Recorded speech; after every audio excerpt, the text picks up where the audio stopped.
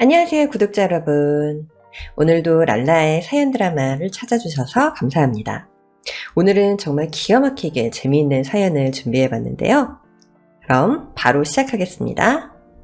푸른 하늘과 솜사탕 같은 구름을 보며 랄라의 사연 들은 말을 들으면 그야말로 천국이 따로 없는 요즘이네요. 반갑습니다. 전 40대 후반의 평범한 여자입니다. 재밌는 이야기를 듣다 보니 제가 겪었던 일도 들려드리면 좋겠다는 마음에 용기를 내어 글을 쓰게 되었어요. 부디 랄라님이 제 사연을 읽어주시면 내일이 더 행복할 것 같습니다. 제가 들려드릴 이야기는 서방님과 동서와 있었던 사연인데요. 인생의 롤러코스터가 뭔지 제대로 들려드릴게요. 저와 남편은 둘 다 없는 집에서 태어나 고생하며 성장한 사람들이었어요. 연애와 결혼이라는 게 분수에 맞고 끼리끼리 만나는 게 꼭 맞는 말은 아니지만 인생을 살아보니 비슷한 환경과 수준에 맞는 사람이 만나야 잘 산다는 걸 살면서 절실히 깨달았습니다. 저희 부부는 똑같이 고등학교를 졸업하고 생활전선에 뛰어든 사람들이라 돈을 버는 게 얼마나 힘든지 각자가 잘 알고 있었어요. 고된 직업을 가지고 있어 더 크게 느꼈죠. 남편은 오물과 폐수를 수거하고 길가에 보이는 맨홀 뚜껑을 열고 상하수도 청소를 하는 험한 일을 했답니다. 그리고 전 폐자원 처리장에서 일을 했어요. 이게 무슨 일이냐면 여러분들이 분리수거한 쓰레기들이 모인 곳에서 재사용이 가능한 것들과 폐기해야 할 것을 분류해야 하는 일이에요. 듣기만 해도 많이 지저분하고 냄새나고 힘들어 보이시죠? 여러분 예상대로, 아니 그 이상으로 악취가 심하고 고된 일이랍니다. 저희 부부는 비슷한 업종에서 일했기 때문에 서로 알고 있는 지인의 소개로 만나 오랜 연애를 하고 결혼을 한 거죠. 가난하고 가진 것 하나 없었지만 저희 두 사람 모두 성실하고 열심히 일했기 때문에 좋은 미래가 펼쳐지리라 믿었답니다. 한편 양가 부모님 역시 가진 게 없으셔서 금전적 도움을 하나도 받지 않았어요. 오히려 저희가 벌어서 매달 용돈을 드렸네요. 부모님들 모두 연로하셔서 연금을 받는 것 외에는 수입이 없으셔서 남편과 제가 자식된 도리를 한 거죠. 여하튼 이렇게 힘들게 사는데도 불구하고 저희의 사랑의 꽃은 심하게 피어버리는 바람에 결혼한 지 1년 만에 임신을 하게 되었습니다. 그래서 전 출산할 때까지 일터에 나갈 수 없었어요. 지저분한 환경에서 일하게 되면 건강한 아이를 낳지 못할 거라는 남편의 조언과 말림 때문이었죠. 그래서 그이는 가장의 무게를 더 무겁게 짊어지고 정화조 청소일을 휴무날에도 자진해서 출근했답니다. 아직도 남편에게 매우 미안하고 고맙던 순간이 그때였는데 공휴일이나 명절에도 쉬지 않고 365일 동안 일만 했답니다. 그 덕에 전 편안히 태교를 하고 건강한 아들을 출산했습니다. 아기는 건강하고 손가락 발가락 모두 10개씩 있었죠.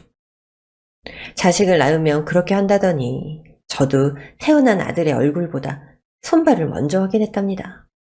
그렇게 새 식구가 된 저희는 그동안 모아두었던 돈으로 조금 더 넓은 방 2칸짜리 허름한 빌라로 이사하며 새로운 시작을 알렸답니다.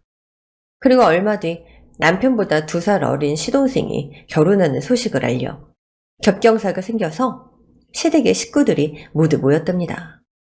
시동생은 작은 공장에서 일했는데 거기서 만난 직장 동료인 동서를 만나 연애를 했다고 하더군요. 두 사람은 천생연분 마냥 너무 잘 어울렸고 얼굴까지 닮았답니다. 저희 부부도 비슷한 직종에서 만났고 서방님 내외도 똑같은 일을 하며 사랑에 빠진 걸 보니 사람은 비슷한 사람끼리 만나고 비슷한 집안 배경의 사람이 만나는구나 하며 인생의 진리를 깨달았네요. 그렇게 만난 서방님과 동서는 저희 부부 못지않게 아주 행복하게 보였습니다. 가진 건 없지만 서로 하나씩 채워가며 사는 재미로 살아가더라고요. 게다가 남편과 서방님은 우애가 매우 좋아서 쉬는 날이 겹치기라도 하면 저와 동서까지 포함해서 넷이 한자리에 모였답니다. 형님, 집게 저 주세요. 고기는 아랫사람인 제가 구워야죠. 아유, 아니야, 동서. 오늘도 일하고 왔다며. 난 쉬고 왔으니까 가만히 있어. 형님, 이럴 게 아니라 고기는 남자가 굽게 해야 하는 거 아니에요? 지금 두 남자는 열심히 드시기만 하네요? 이게 맞는 거예요? 그러게 말이야. 아주 맛깔나게 먹기만 하네?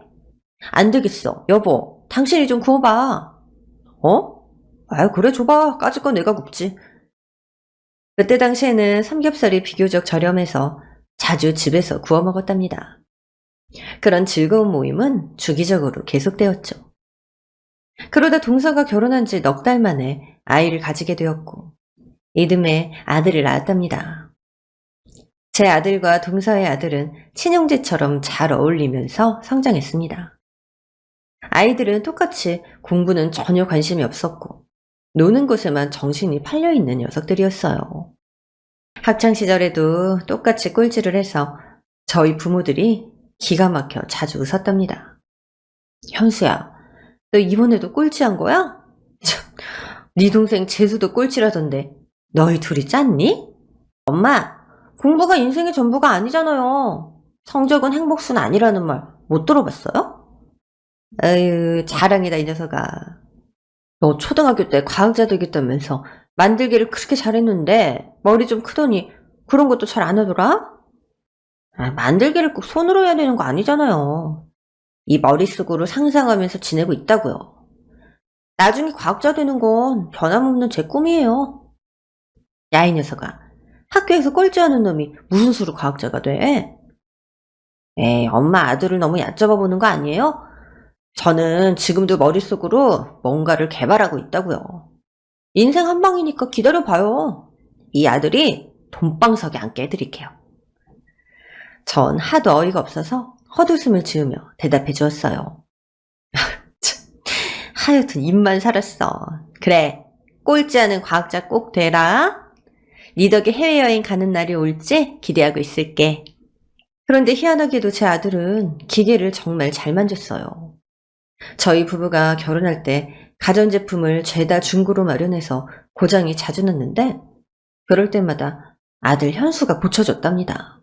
세탁기를 분해해서 하나씩 조립하며 문제점이 뭔지 파악하고 부품만 갈아 끼워서 멀쩡하게 만들기도 했고 에어컨, 냉장고, 텔레비전 등등 전기가 들어가는 가전제품은 뚝딱하고 고치다 못해 이전보다 더 쓸만하게 만들어 주었답니다. 아들의 그런 면을 보면 진짜 똑똑한 녀석인데 학업 성적은 바닥을 치다 못해서 지하로 빠져버렸으니 정말로 괴상했답니다. 아들이 어릴 적엔 공구함을 들고 다니며 이것저것 만져대고 연구하는 걸 자주 봤을 땐 진짜로 카이스트에 들어갈 천재인 줄만 알았습니다. 여하튼 결론적으로 아들 현수는 예상대로 대학에 가지 못했어요.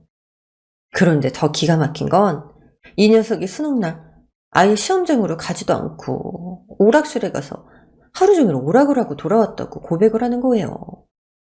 여러분이 생각해도 정말 놀랍지 않으신가요? 성공한 인생을 사는 것까진 바라지 않지만 이렇게 탈선만 반복이 되니 걱정이 되었답니다.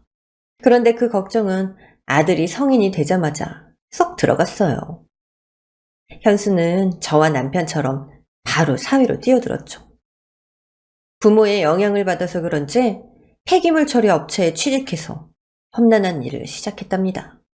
다른 부모 같으면 허드렛 일을 할 바에야 기술이나 배우라고 조언을 했겠지만 저희 부부는 아들이 의미 있는 일을 하게 돼서 응원해 주었답니다. 아휴, 우리 아들 손 좀 봐. 엄청 까칠해진 데다 흉터도 많이 생겼네. 일 많이 힘들지. 네가 폐기물 업체 들어간 게 꼭 엄마 아빠 때문인 것 같아서 미안해. 아니에요. 제가 이 일을 선택한 건 부모님이 자랑스럽기 때문이에요. 남들이 꺼리는 일을 선택하는 건 특별한 일이잖아요. 그리고 저에겐 경험과 배움이 필요해서 지금 하는 일을 선택한 거예요. 그러니까 아무런 걱정하지 마세요. 현수는 제가 생각했던 것보다 훨씬 더 어른이었습니다. 그렇게 세월은 조금 흘러 1년이 지났고 저희 세 식구는 각자의 자리에서 최선을 다하며 지냈어요. 세 사람 모두 힘이 드는 일을 하고 있지만 집에만 모이면 약속한 것처럼 힘든 내색을 하는 사람이 없었답니다. 그러다 어느 날 동서가 기쁜 소식이 있다며 시댁에 모두 모이자는 연락이 왔어요. 조카 재수가 대학에 합격했나 싶어서 축하해줄 케이크를 사들고 찾아갔죠. 동서, 재수 대학에 합격한 거야? 그래서 모두 모이라고 한 거지? 아니요. 안타깝게도 우리 재수 대학 못 가요. 이 꼴통이 대학에 합격하는 게 말이 안 되잖아요. 그리고 저희가 전할 소식은요, 그것보다 100배, 아니 10,000배는 좋은 소식이에요. 재수씨, 아니 도대체 무슨 일이길래 입이 귀에 걸리신 거예요? 말씀 좀 해보세요. 정말 궁금해 죽겠네. 그러자 서방님이 헛기침으로 문을 띄우고 마일문을 열었습니다. 엄마, 아버지, 그리고 형수, 저 대박 났어요. 회사 동료 추천으로 비트코인이란 걸 해봤는데 초대박이 났다고요. 전 비트코인이 뭔지는 알았지만 그게 얼마나 대단한 건지 몰랐어요. 예전에 남편이 비트코인에 관심이 있었는데 괜한 돈을 쓰는 것 같아서 투자의 생각을 해보지 않았다고 말한 적이 있어서 대충 주식과 비슷한 건 줄 알았답니다. 영철이 너 비트코인 했었냐? 그리고 초대박이 났다고? 도대체 얼마나 터진 건데? 형, 우리 이제 고생 끝났어. 1년 동안 비트코인에 정신을 쏟아부었더니 수백 배가 올랐다니까? 정확히 73억 벌었어. 로또보다 훨씬 많은 돈이란 말이야. 뭐? 73억? 그게 진짜야? 요새 시사 프로그램에서 비트코인으로 대박난 사람이 여럿 나오던데 그중 한 사람이 내 동생이라니? 야, 정말 대단하다 임마. 축하해. 재수씨 축하해요. 전 73억이라는 말을 듣자 입이 다물어지지 않았습니다. 어찌나 놀랍고 부럽던지 어떤 말도 나오지 않더라고요. 형님, 저희는 이제 공장 그만두고 편하게 살려고요. 이 동네도 그만 떠날 계획이에요. 그래? 서운하긴 하지만 너무 잘됐다. 이젠 부자로 살겠네. 그동안 고생 많이 하며 살더니 하늘이 복을 줬나 봐.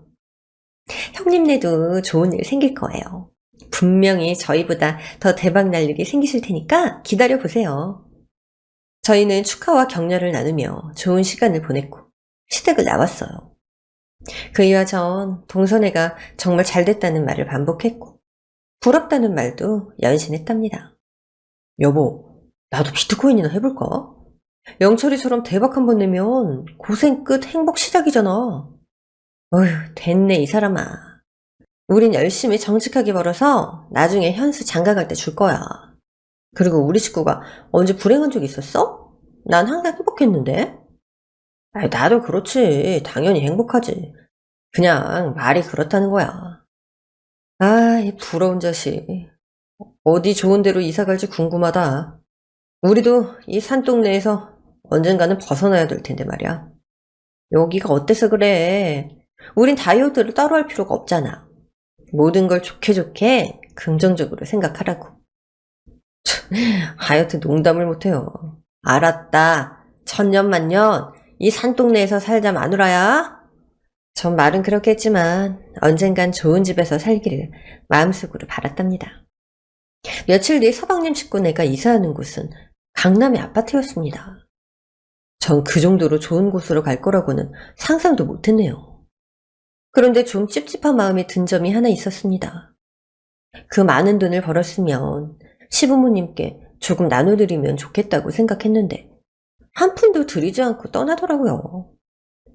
저희 식구야 다들 열심히 돈을 벌고 있어서 먹고 사는데 지장이 없었지만 시부모님은 연금 이외에 수입이 없어서 굉장히 빠듯하게 사셨는데 말이죠. 마음 같아선 조언이라도 해주고 싶었지만 그 돈이 저희 돈이 아니어서 뭐라고 말하지는 못했답니다. 그렇게 서방님 가족은 강남에 아파트를 마련해서 살림을 차렸고 얼마 뒤에는 꼬마 건물을 매입했다고 전했어요. 매달 숨만 쉬어도 월세로 벌어들이는 수입이 3천만 원이라며 자랑을 하더라고요.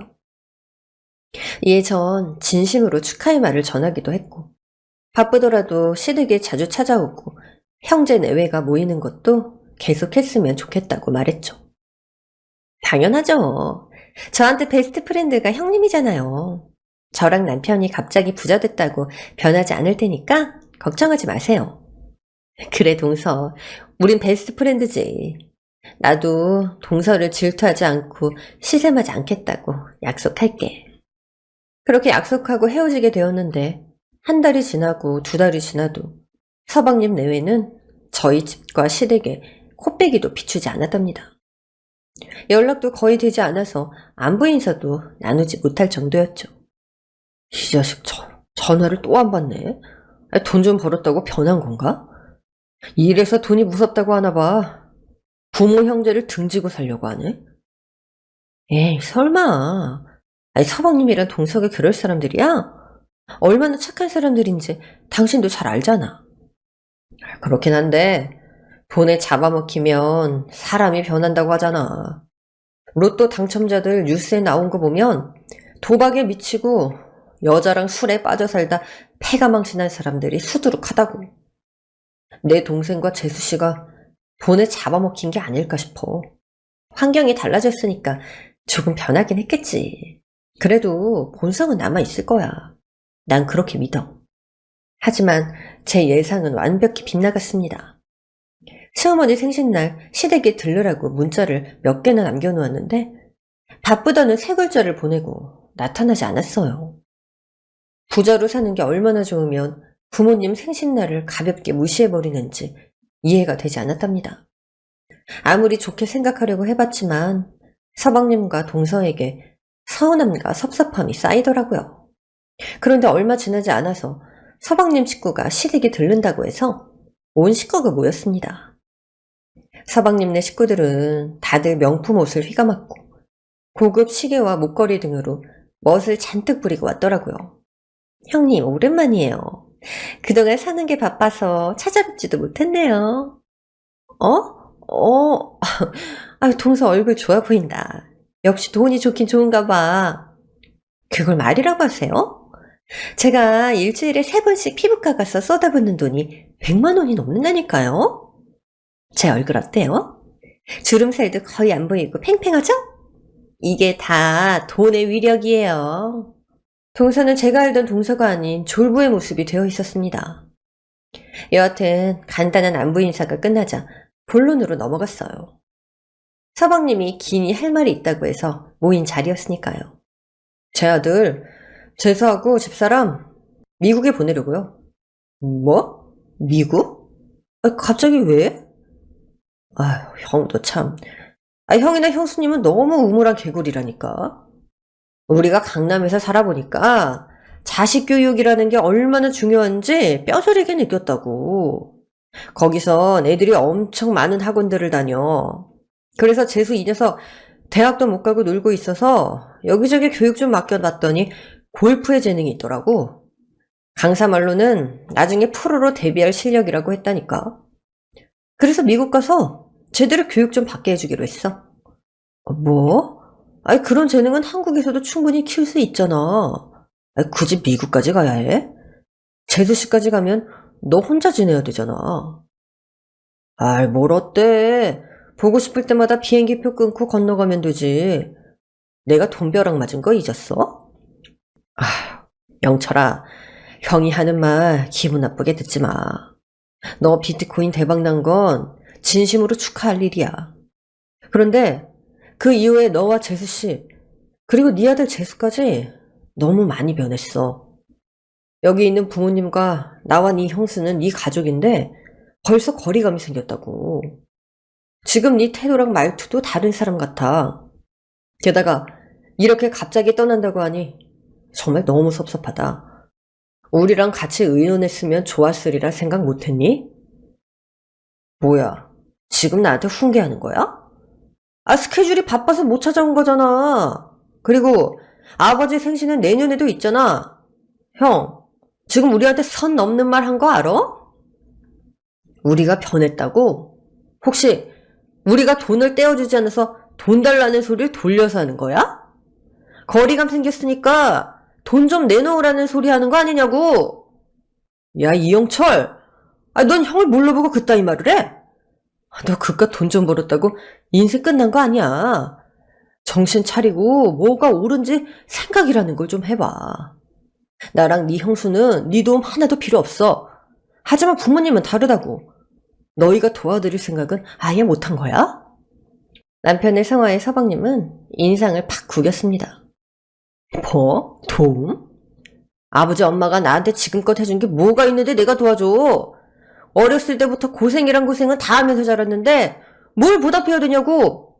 그러자 시부모님이 언성을 높이셨어요. 당신들은 돈을 받지 않아도 괜찮으니 형제끼리 다투지 말라고 말리시면서 말이죠. 그러자 서방님이 상상도 못했던 말을 시작했습니다. 형, 가까이 오지 마. 똥냄새 나서 못 견디겠다. 동생한테 조언을 하든 훈계를 하려면 적어도 그런 주제가 되어야 하는 거 아니야? 날마다 더러운 똥내다 풍기는 주제 강남 부자인 나한테 가르치려고 들어? 말이 나왔으니까 내가 형을 좀 훈계하자. 언제까지 똥꾸린 내 풍기는 일을 할 건데. 형수도 마찬가지지. 쓰레기 더미에서 허드렛 일이나 하니 애새끼가 애미애비 하는 일을 따라서 등신들이나 하는 일을 하고 있는 거라고. 새 식구가 단체로 폐기물이라도 되는 거야. 서방님은 선을 넘으며 막말을 했고 남편은 곧장 그의 멱살을 잡았습니다.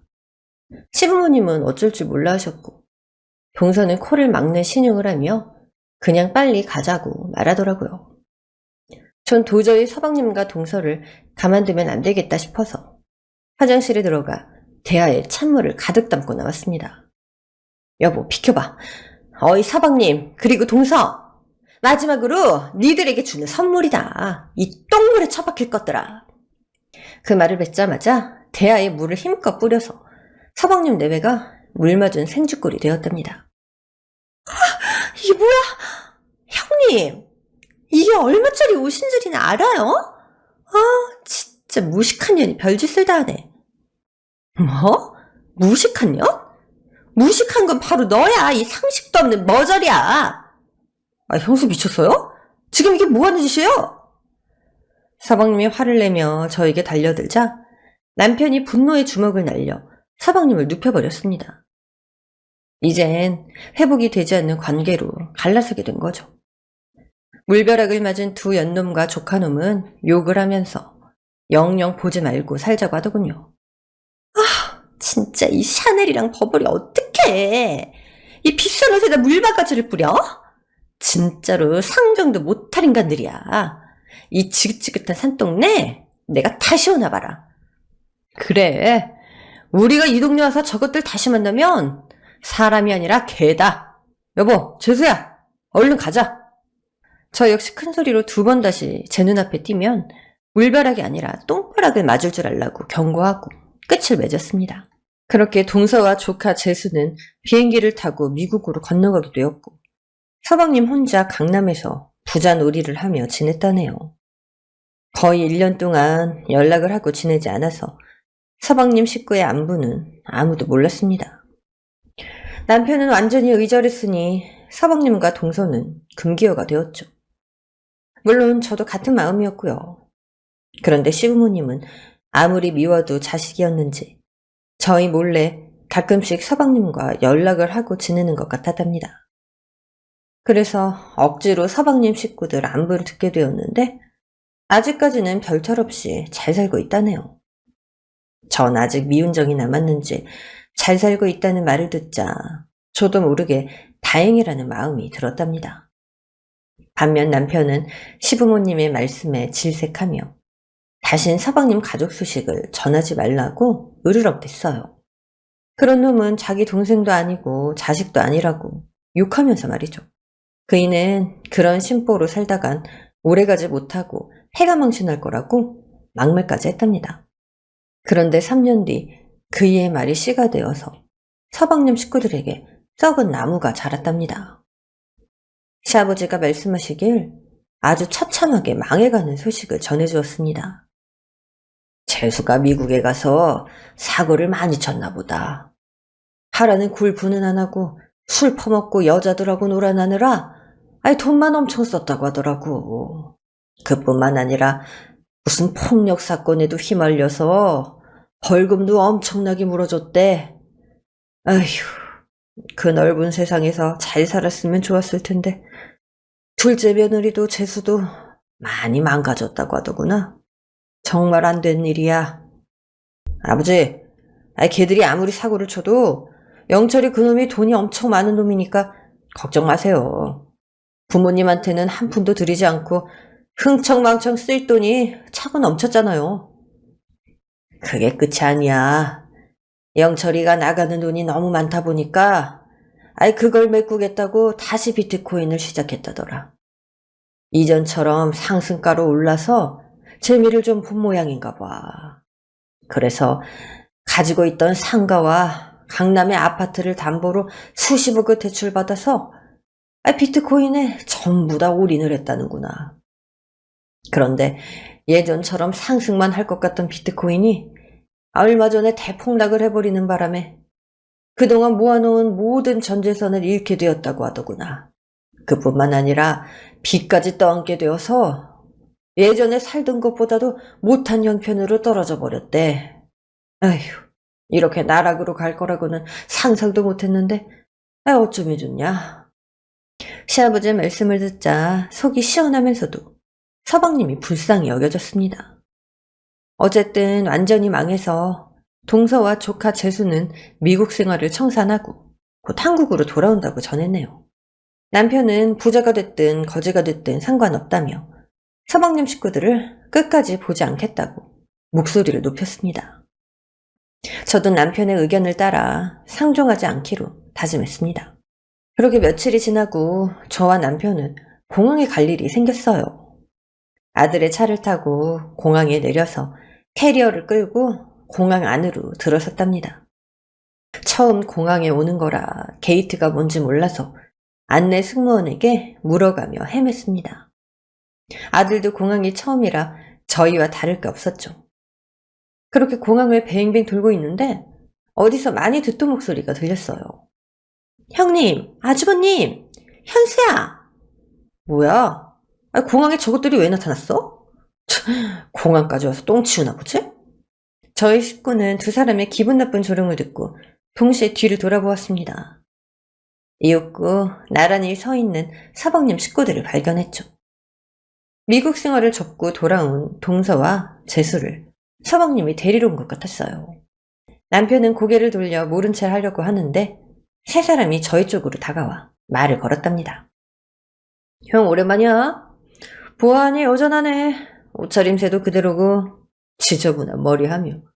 그리고 아우 똥꾸린 데까지. 공항에는 웬일이야? 여기도 똥 치우려고 온 거야? 식구들이 단체로 참 보기 좋다. 야 임마, 너 주둥이 함부로 나불대지 마.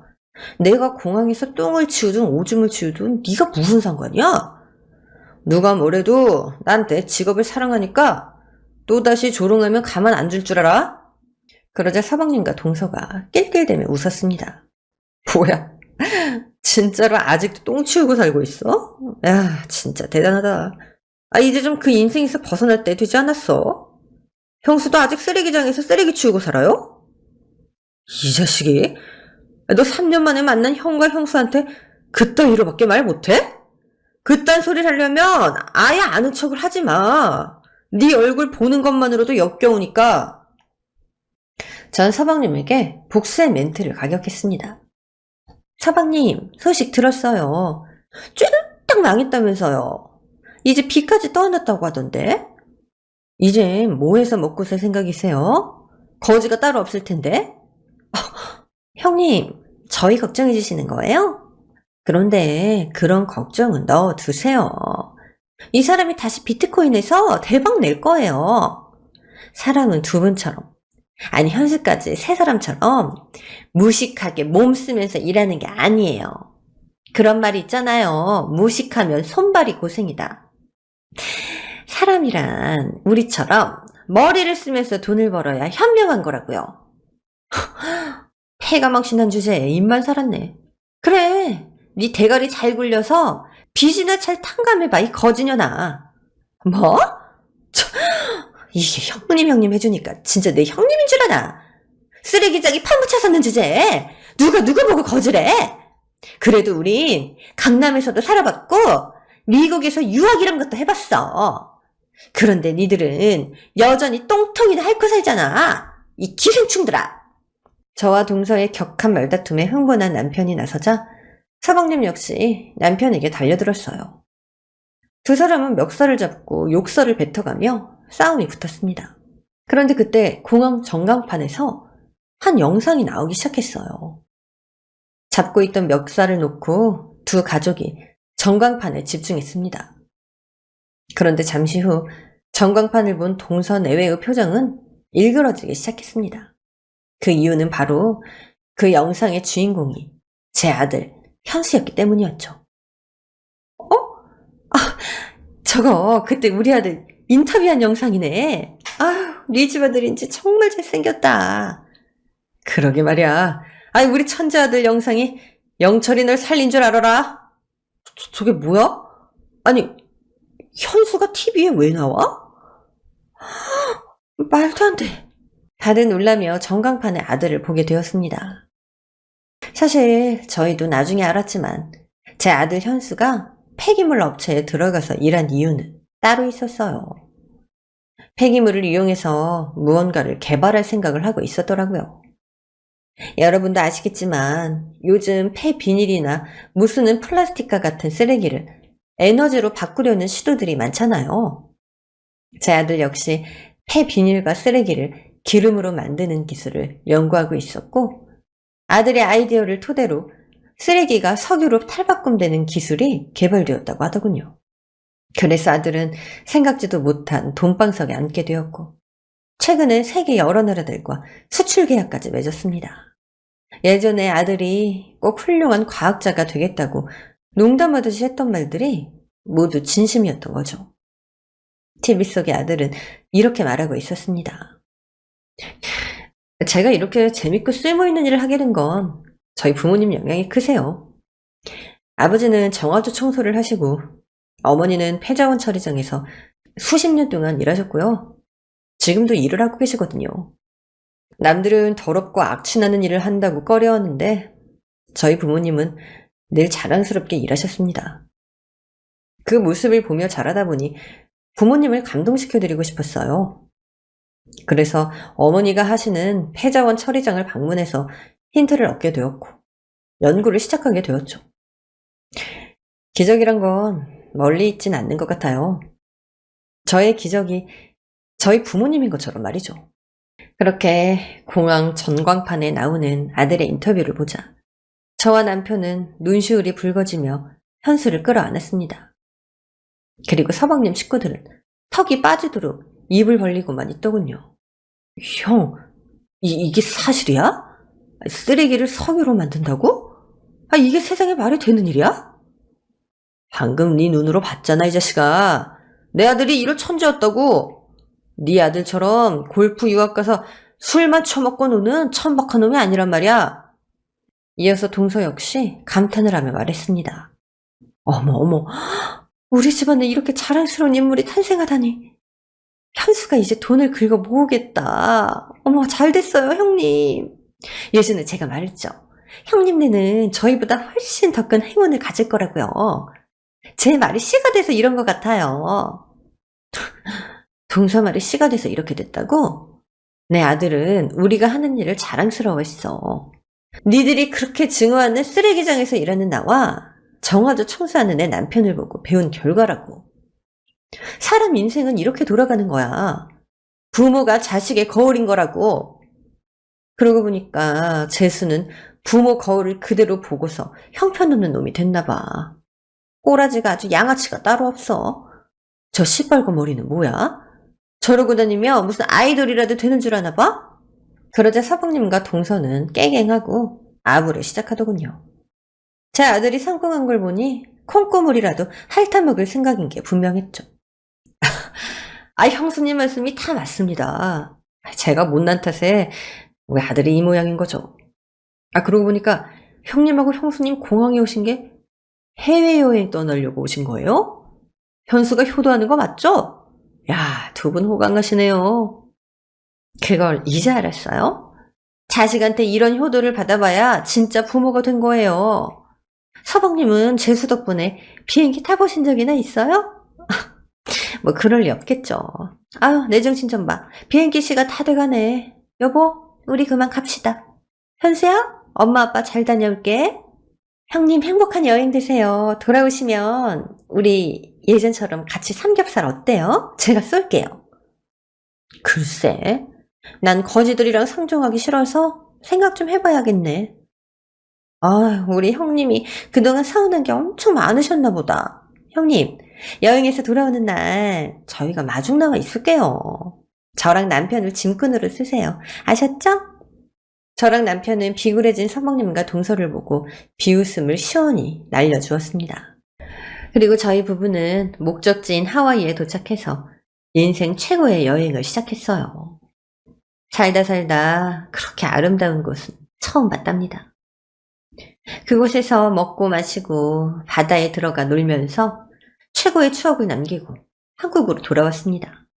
이윽고 서방님과 동서가 마중 나와 있었는데 저희를 보자마자 굽실거리면서 인사하고 짐가방을 대신 들어주었답니다. 형님, 여행 어떠셨어요? 하와이는 저도 못 가봤는데. 전 이전에 당했던 비아냥을 그대로 돌려주었습니다. 그래? 하와이도 못 가본 촌년이었구나. 난 하와이 못 가본 사람이랑은 말도 섞지 않기로 했어. 에이, 나중에 돈 많이 벌어서 놀러 가면 되죠. 그땐 우리 네 사람이 함께 가도록 해요. 상상만 해도 너무 재밌을 것 같지 않아요? 맞아요, 형수님. 우리 예전에 시간만 나면 모였었잖아요. 이젠 시간 날 때마다 같이 여행 가면 얼마나 좋겠어요. 전 그 순간을 즐기고 있었는데 남편은 입을 다물고 인상만 쓰고 있었답니다. 그렇게 저희 집 근처에 도착하자 서방님 내외는 끝까지 짐가방을 들어주며 저희 뒤를 따라서 산동네를 낑낑거리며 올라오더라고요. 얼마나 돈이 좋으면 저럴까 하고 한심하게 보였죠. 남편은 찌찌거리면서 아직 사람 되려면 멀었다는 소리만 했고요.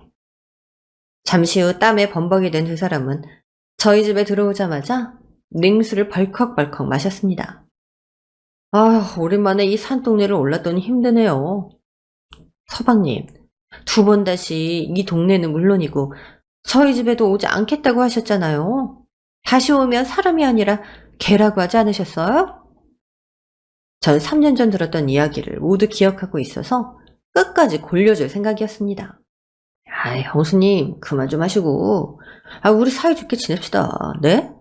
이 시동생이 이렇게 부탁드립니다. 두 사람은 제가 말하기도 전에 자리에 앉았고, 저희에게 긴히 할 말이 있다며 들어보라고 하더군요. 남편과 전 뻔한 이야기를 할 줄 알고 있어서 마음을 닫고 자리에 앉았습니다. 형, 우리 현수가 아주 훌륭한 녀석이야. 정말 대단해. 형수님 마음이 얼마나 뿌듯하시겠어요. 이건 현수가 혼자 있는 일이 아니라 두 분도 함께 있는 일이라고요. 두 분이 하는 직업을 보고 연구해서 성공한 거니까요. 제 말 맞죠? 야, 임마, 본론이나 말해. 빨리 할 말하고 네 집이나 가. 아유, 우리 형 성격 급하네. 알겠어, 그럼 본론으로 넘어갈게. 형, 현수가 돈 많이 벌었으니까 이제 부자 된 거 맞지? 그래서 말인데 나한테 투자 좀 해주라. 나 다시 비트코인 도전해서 73억이 아니라 730억으로 내가 불려보려고. 내가 그 돈 벌면 형한테 100억 줄게. 뭐? 이 뻐저리 같은 놈. 너 지금 무슨 부루마블 게임하냐? 아예 랜드마크 세운다고 하지 그러냐? 730억 같은 소리 하고 있네. 네가 무슨 재주로 그 큰 돈을 만들어? 어쩌다 운이 좋아서 돈 벌었으면 욕심내지 말고 조용히 살 것이지? 쫄딱 망해서 이런 꼬라지로 돌아와? 그러자 서방님과 동서는 고개를 숙이며 미안하다고 사과를 하더군요. 연기인지 진심인지 가늠되지 않았지만 자기가 뭘 잘못했는지는 알고 있는 것 같았습니다. 지난날 시부모님께 막말을 한 것과 저희에게 못할 말을 했던 모든 것을 잘못했다며 무릎을 꿇고 빌었어요. 한참 동안 사과의 말을 듣자 남편이 무거운 입을 조심히 열었답니다. 돈 빌려달라고? 얼마나? 한 5억만 좀 빌려줘. 내가 무조건 성공해서 돌려줄게. 그래, 빌려줄게. 대신 조건이 있는데? 조건? 그래, 뭐든 말만 해. 영철이 넌 내 밑에서 일하도록 하고, 재수 씨는 집사람이랑 폐자원 처리장에서 일하도록 해. 뭐? 나더러 똥푸라고? 얼마나 일해야 되는데? 10년. 형, 그게 무슨 소리야, 10년이라니. 너랑 재수 씨가 그렇게 일해서 돈 벌면 10년이면 5억을 모을 수 있을 거야. 그게 내가 해줄 수 있는 대답이다. 형, 정말 1억이야? 우리까지 그 시궁창으로 들어가라고? 네 정신이 그따위인데 뭘 한다고 이루어지겠냐? 나랑 집사람이 하는 일이 시궁창이라고? 우리가 하는 위대한 업이야. 내 아들이 본받고 연구한 기초 도안이라고. 네가 얼마나 대단한 놈이었다고 직업의 귀천을 따지길. 너 재수 저렇게 둘 거냐? 너처럼 평생 한심하게 살게 할 거야?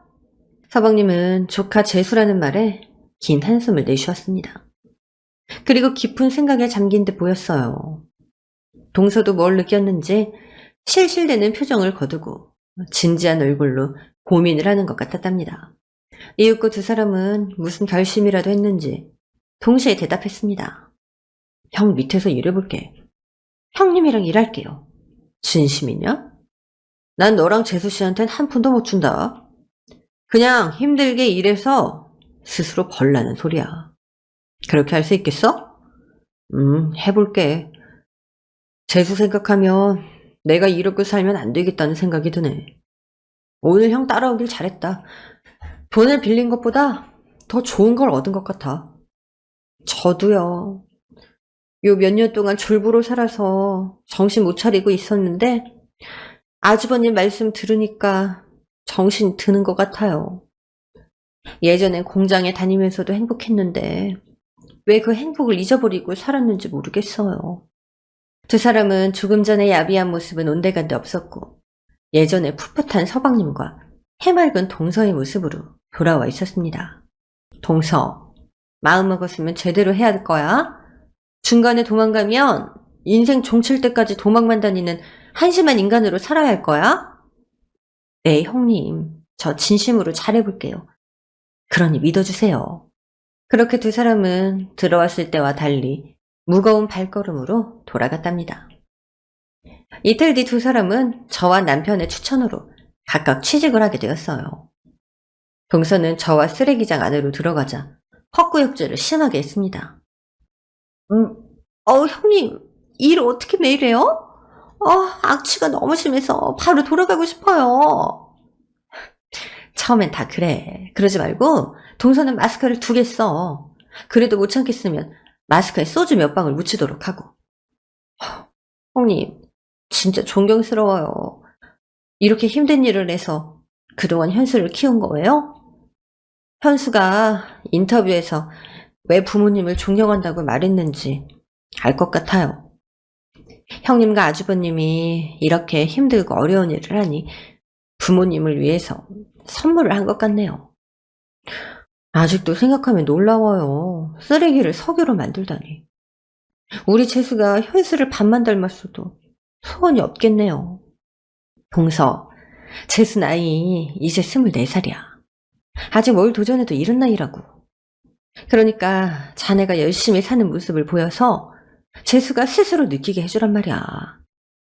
지금 자네 인생이 특별하다고 다짐하고 일하도록 해. 네, 형님. 저 진짜 열심히 일해서 형님. 그런데 진짜 역하긴 역해요. 저 잠깐만 오바이트 좀 하고 올게요. 도망가는 거 아니에요? 동서는 그렇게 힘들게 일을 시작했지만 며칠이 지나자 적응이 되었는지 마스크를 하나만 쓰고 쓰레기 더미에서 일했답니다.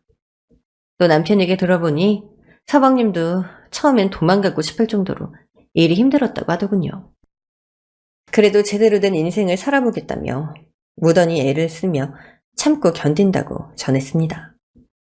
그렇게 저희 부부와 서방님 부부는 예전으로 돌아와서 우애 좋은 식구로 지내게 되었어요. 예전에 자주 먹던 삼겹살도 자주 먹고 있고 가끔은 가까운 곳에 나들이를 떠나기도 했답니다. 잠시 형제 사이가 틀어지긴 했지만 다시 이어붙여서 지금도 잘 지내고 있네요. 한편 제 아들은 회사에서 각광받는 인물로 거듭나서 이사 자리를 꿰차게 되었답니다. 쓰레기를 석유로 둔갑하는 개발에 이어 다른 연구를 시작했는데 그게 뭔지는 알려지지 않고 있어요. 나중에 깜짝 놀랄 만한 발명품이 나올 거라며 기대하라고 했답니다. 정말이지 제 아들은 대단한 과학자가 틀림없는 것 같아요. 아유, 제가 아들 자랑으로 사연을 끝맺게 됐네요. 여러분 중에서도 형제 사이가 틀어진 분들이 많으실 텐데 무조건 화해하라고 말씀드리지 못하지만 좋았던 추억을 회상하며 마음속의 미움을 지우셨으면 좋겠어요. 그럼 전 물러가겠습니다. 오늘 사연도 재미있게 들으셨나요? 오늘 사연이 재미있으셨다면 구독과 좋아요를 눌러주세요. 그럼 다음 사연으로 만나요. 안녕!